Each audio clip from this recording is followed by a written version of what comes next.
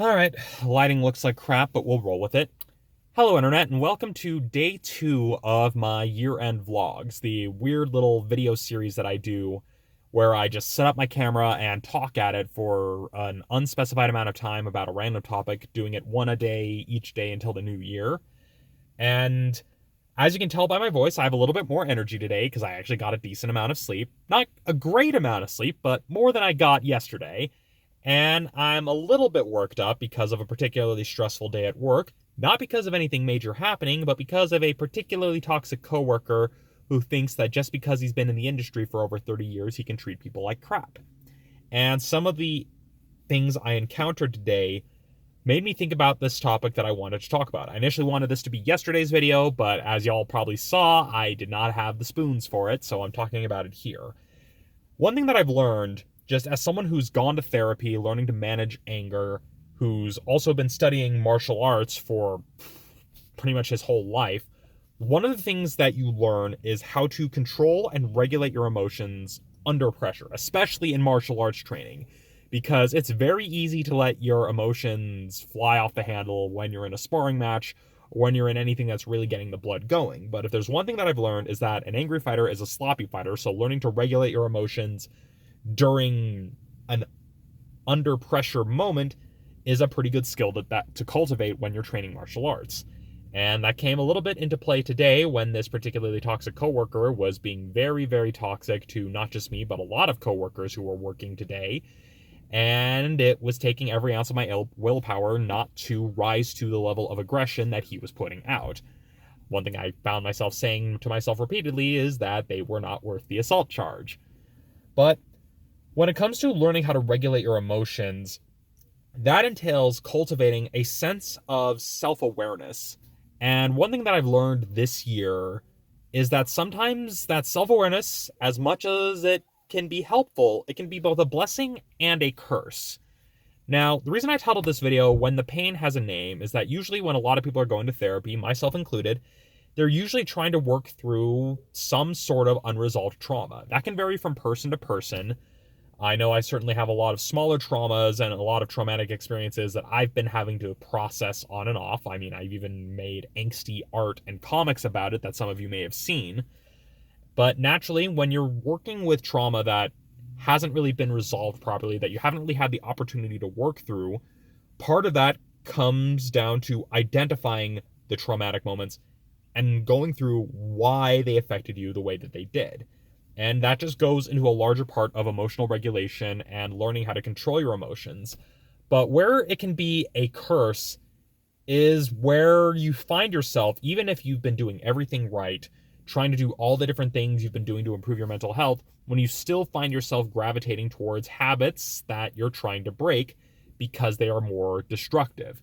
To use an extreme example, not that I actually have experience with this, but this is probably the closest thing I can explain, where for someone who is maybe trying to deal with substance abuse, they're trying to get over an addiction, you have these moments where maybe you're really, really fighting the urge to use again, but then some people end up using again, even though they're fully aware of what's going on, where they're fully aware of why and what is compelling them to use the substance, and then you just have that shame spiral that can result when you relapse. That's probably the strongest example I can give. I myself have not been treated for addiction, but there are other parts of my life and other habits I've been working to break that are, I wouldn't say as self-destructive, but definitely self-destructive, that I've been steadily working through as I've tried to work on my mental health. And I've had moments where I found myself relapsing on some of those really bad habits. And when you come down off of that relapse and you're literally doing the post-mortem, as it were, where you're walking through thinking, okay, what set me off? What was my trigger? What made me go back down that spiral that I'm trying to get away from? It's a special kind of hell. Like, no joke. When you're aware of what's going on in your brain, when you're aware of why you're doing something that you're trying to not do, and you end up doing it anyway, even though you did everything right and you saw all the warning signs, but you still did it anyway, it sucks. Like, a lot. Like, a lot. There's no other way to really say it, and I know I'm not alone in this experience, because relapses can happen with any sort of self-destructive habit. I know that there are some friends of mine from way back when who were dealing with self-harm and had to wrestle with those issues. Naturally, people who are trying to get treatment for substance abuse deal with those types of issues.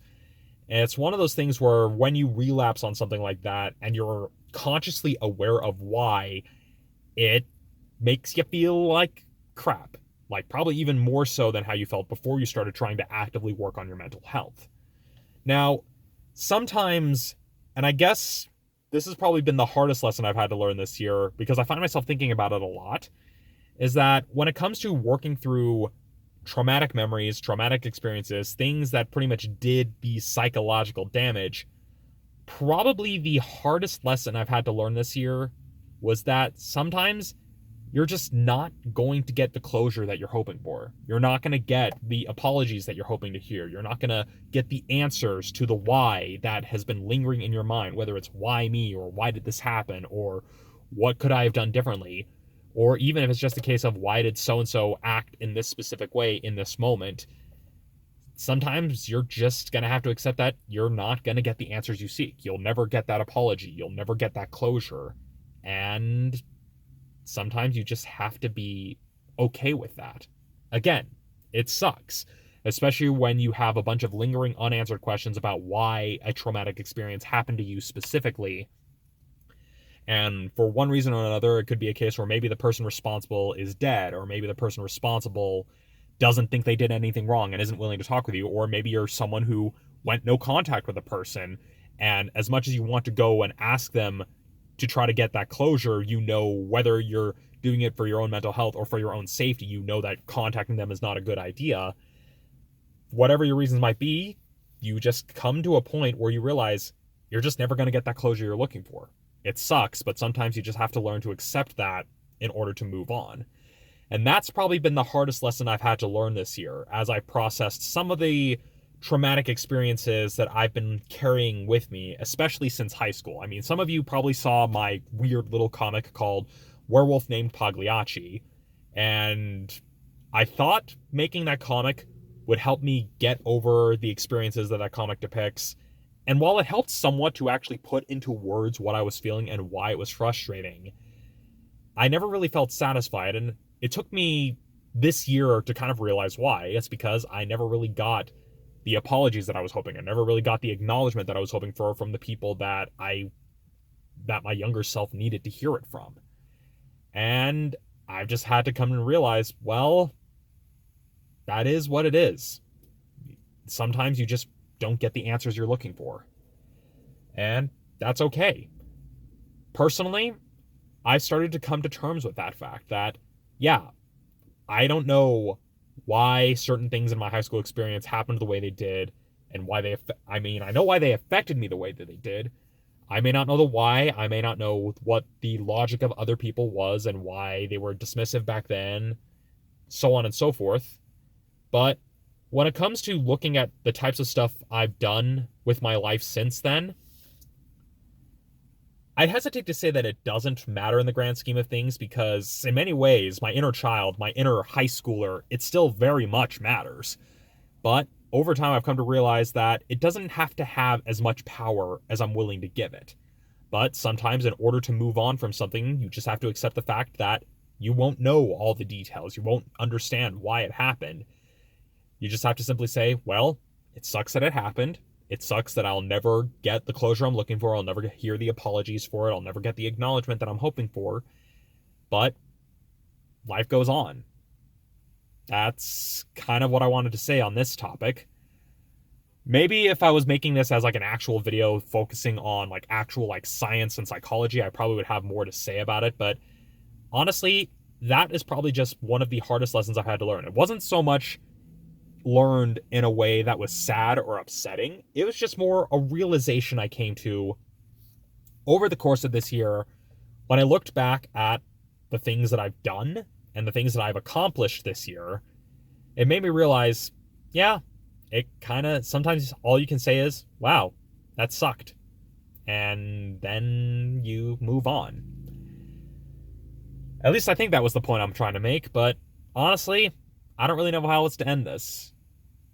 It's tricky when it comes to talking about mental health stuff, especially since I don't really feel like putting on the usual YouTuber persona, but that's a whole separate rant for a whole nother day.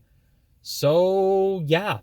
Um, I've reached over 10 minutes, so I'll probably end this rant here since I've got other stuff to do. And hopefully, I will see y'all tomorrow for the next year end vlog.